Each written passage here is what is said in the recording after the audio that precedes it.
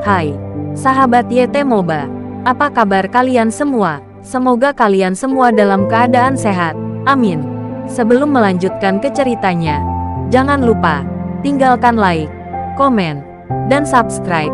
Karena dengan like dan komentar kalian, yang semakin membuat admin semangat mengupload lanjutan ceritanya.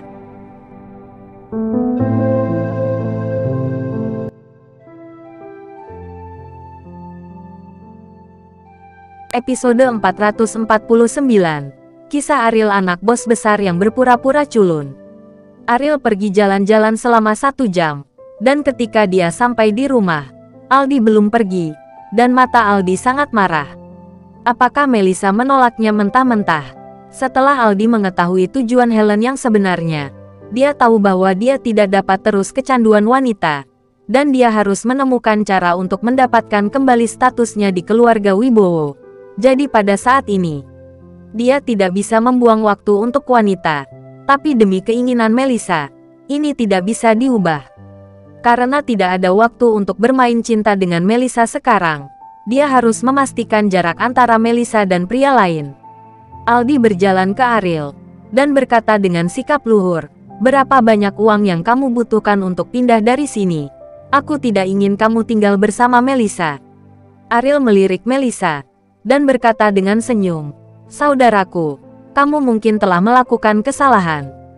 Tempat ini milikku, dan dia adalah tamu tak diundang. Bahkan jika kamu ingin mengusir seseorang, kamu tidak bisa mengusirku."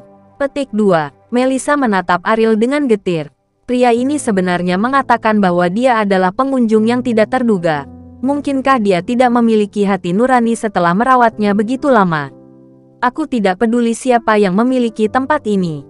Karena dia suka tinggal di sini, aku akan memuaskannya dan memberi harga," kata Aldi. Ariel tersenyum tak berdaya. Orang kaya ini benar-benar berbeda.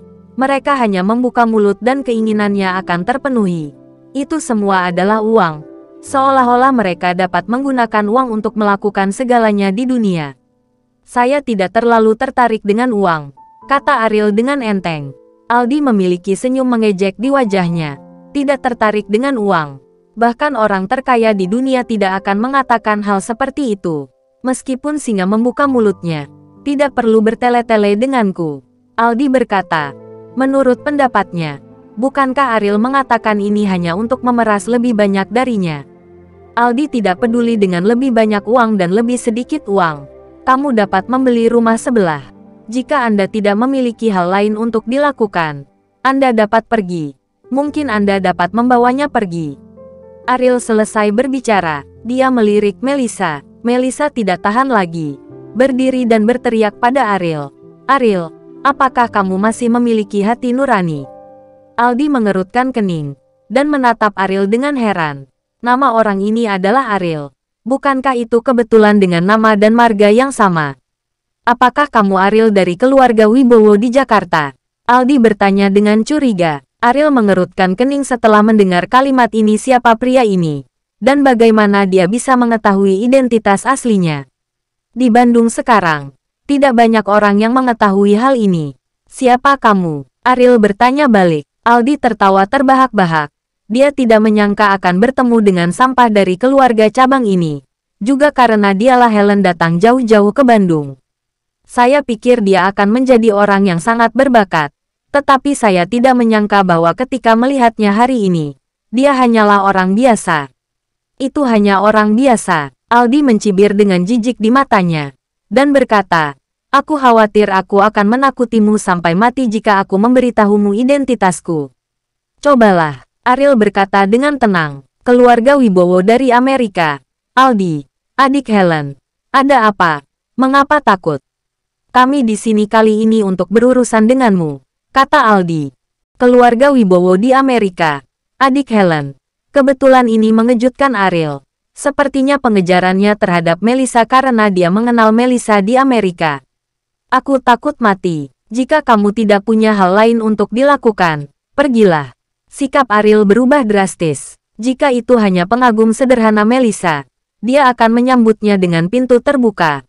Tetapi pria ini berasal dari keluarga Wibowo di Amerika. Ariel benar tidak memiliki sikap yang baik. "Menguirku," Kata ini membuat wajah Aldi menjadi dingin. Dia telah tumbuh begitu besar, tetapi tidak ada yang berani mengatakan kata ini kepadanya. Aldi segera mengangkat tinjunya, berniat untuk memberi pelajaran pada Ariel. Tapi sebelum tinju mendarat di wajah Ariel, Aldi merasakan perutnya terkena gravitasi. Dan dia terlempar terbalik dan jatuh dengan keras ke tanah. Rasa sakit yang menusuk di perutnya membuat Aldi muram. Dan dia berkata kepada Ariel dengan marah, "Sampah, kamu berani memukulku. Apakah aku memukulmu? Mungkin tidak, tapi jika kamu tidak keluar, aku akan mungkin lebih kejam." Ariel berkata dengan ringan. Melihat mata dingin Ariel, Aldi terkejut. Dia selalu sombong dan mendominasi. Dan tidak ada yang berani untuk tidak mematuhinya. Ini adalah pertama kalinya dia dipukuli dan ditatap dengan mata seperti itu. Dia sedikit takut. Lagi pula, dia tidak memiliki pengawal di sekitarnya sekarang. Dan dia sendiri jelas bukan lawan Ariel. "Apakah kamu tahu apa yang akan terjadi jika kamu menyinggung perasaanku? Bukankah tujuanmu datang ke sini kali ini untuk menghancurkanku? Bukankah takdir ini cukup?" Ariel berkata. Menyinggung Aldi. Ini tidak lagi dianggap pelanggaran. Tidak ada pelanggaran sama sekali bagi kedua belah pihak yang sudah berada dalam situasi yang sama. Aldi terdiam. Dan hanya bisa berguling putus asa. Dia masih takut dipukuli. Seperti kata pepatah, 10 tahun belum terlambat bagi seorang pria untuk membalas dendam. Aldi berpikir bahwa tidak perlu berdebat dengan Ariel ketika tidak ada yang membantunya. Bagaimanapun, sampah semacam ini cepat atau lambat akan jatuh di hadapannya. Jadi dia tidak perlu bertindak sementara untuk membuat dirinya sendiri menderita. Keluarga Wibowo di negara Amerika benar-benar menghasilkan pemborosan seperti itu. Ariel menggelengkan kepalanya tak berdaya. Lagi pula, dia juga eksistensi teratas di wilayah Indonesia di negara Amerika. Tetapi penampilan Aldi sangat tidak berguna. Jadi dia harus membiarkan Ariel memperlakukan orang Indonesia di Amerika. Keluarga Wibowo melihatnya secara berbeda. Dia baru saja dilatih untuk disia-siakan oleh Helen, kata Melissa.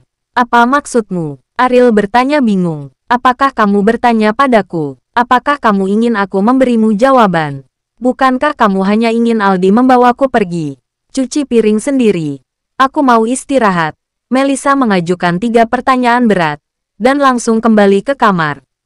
Ariel tersenyum tak berdaya. Wanita menakutkan. Dan wanita yang menyimpan dendam bahkan lebih menakutkan. Jika Melissa tersinggung kali ini, Ariel khawatir akan tidak ada makanan enak untuk beberapa hari ke depan. Ariel, yang sedang mencuci piring, sepertinya telah kembali ke perasaannya saat pertama kali memasuki keluarga Wijaya. Dia melakukan pekerjaan rumah setiap hari, meskipun Lina akan menatapnya. Tapi hidupnya sangat santai, dan hampir tidak ada yang perlu dikhawatirkan. Banyak hal, tapi sekarang, masalah yang dihadapi Ariel membuatnya berada di bawah tekanan besar. Sebelum Helen memintanya untuk mengubah marganya, dan kemudian Lina ingin membunuhnya. Kedua masalah ini tidak dapat diselesaikan dengan mudah. Pikirkan seperti sebelumnya, meskipun dia dianggap pengecut, setidaknya dia tidak perlu khawatir tentang kematian dan melibatkan Kaori. Ariel bergumam pada dirinya sendiri sambil menghela nafas. Di kamar, Melissa sedang duduk di tempat tidur. Tangannya melingkari kakinya dan meringkuk. Ini bukan pertama kalinya Ariel menolaknya. Dalam hal ini, Melissa sudah merasa sedih. Dia bisa menerimanya. Tetapi ketika Ariel meminta Aldi untuk membawanya pergi sekarang, dia masih merasa sangat sakit di hatinya. Dia tidak pernah berharap bahwa semua yang dia lakukan akan ditanggapi. Dan semua ini adalah kemauannya sendiri. Tapi Ariel mendorongnya keluar rumah adalah pukulan besar bagi seorang wanita. Air mata menetes karena tidak percaya. Mata Melissa memerah. Dan dia bahkan memiliki keinginan untuk pergi.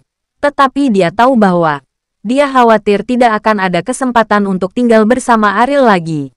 Melissa mengambil napas dalam-dalam, menenangkan emosi negatifnya. Pada saat ini, terdengar ketukan di pintu. Dan Melissa berkata langsung, "Aku tidak akan memberitahumu apa-apa. Aku mengupas apel. Apakah kamu mau memakannya?" Ariel bertanya. "Aku tidak mau makan," jawab Melissa. "Saya taruh di atas meja kopi di ruang tamu. Jika kamu ingin makan, kamu bisa keluar."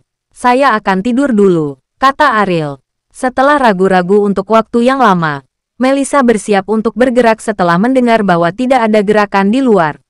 Bagaimana mungkin dia tidak mau makan apel yang dikupas Ariel? Dia berjingkat dari tempat tidur dan menempelkan telinganya ke pintu. Setelah tidak mendengar apa-apa, Melissa dengan lembut membuka pintu. Jelas dia tidak ingin Ariel mendengar apapun. Tapi ketika pintu terbuka, Melissa melihat Ariel duduk di sofa menatapnya dengan senyum di wajahnya. Apakah kamu keluar mau kamar mandi? Ariel bertanya sambil tersenyum. Melissa ingin menguliti Ariel. Bukankah orang ini kembali ke kamarnya untuk tidur? Kenapa dia masih di ruang tamu? Itu benar. Melissa tidak ingin kehilangan muka. Jadi dia langsung berjalan ke kamar mandi. Ariel tersenyum tipis dan membawa apel yang sudah dikupas ke kamar Melissa sementara Melissa pergi ke kamar mandi. Bersambung.